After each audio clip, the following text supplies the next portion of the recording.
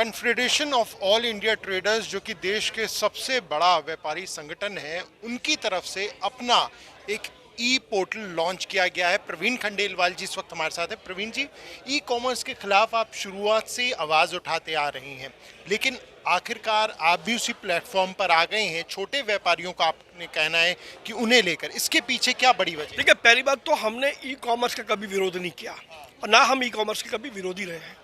हमने जब भी विरोध किया, हमने ई कॉमर्स पर जो विदेशी कंपनियां मनमानी कर रही हैं, सरकार के जो कानून और नियम का उल्लंघन कर रही हैं, हमने हमेशा उसका विरोध किया है। हमारा स्पष्ट रूप से मानना है कि ई कॉमर्स भविष्य का बड़ा बाजार है और हमारे जो व्यापारी हैं जो फिज़िकल मार्केट में हैं, उनको फिज़िकल मार्केट के साथ साथ ई कॉमर्स पर भी उनकी दुकान बननी चाहिए।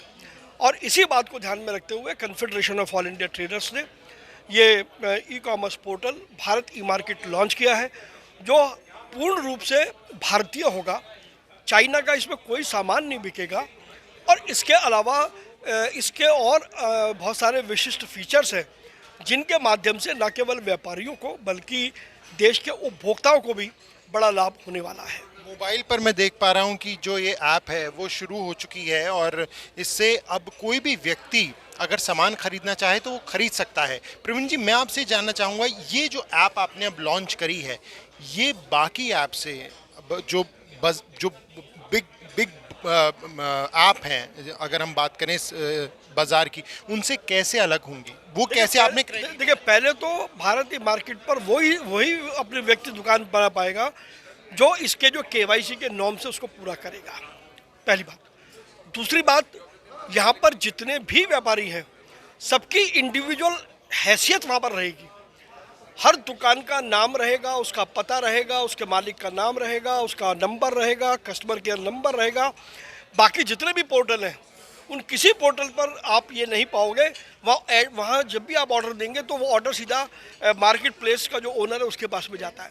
वो डिसाइड करता है कि मुझे किसको भेजना है। ये नहीं है, कंज्यूमर अगर मालिक है तो ये चॉइस कंज्यूमर की है कि वो किससे माल खरीदे। तो भारत ई मार्केट पर जो कंज्यूमर माल खरीदेगा उसको ये पता होगा कि मैंने किससे माल खरीदा है।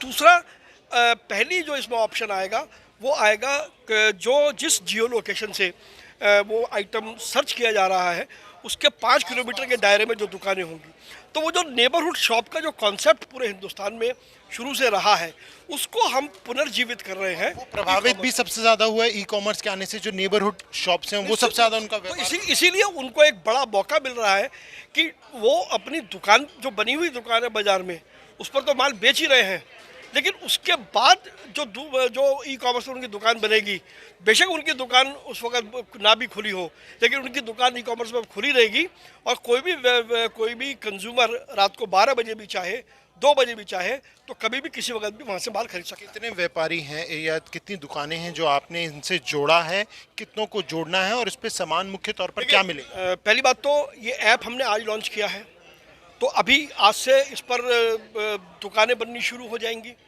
पहली बात। दूसरी बात, हमारा टारगेट है कि 31 दिसंबर 2021 तक हम इसके साथ देश के 7 लाख व्यापारियों को जोड़ लें देश भर में, और 2023 दिसंबर तक हम इसमें 1 करोड़ व्यापारी जोड़ लेंगे। और अगर 1 करोड़ व्यापारी से जुड़ गए तो विश्व का सबसे बड़ा पोर्टल होगा जिसके नाम के आगे चीन हट जाएगा और भारत लिखा हुआ दिखाई देगा। ठीक है, तो ये थे प्रवीण खंडेलवाल जो कि सारी जानकारी दे रहे थे। कैमरा पर्सन सचिन के साथ प्रणय शर्मा, दिल्ली।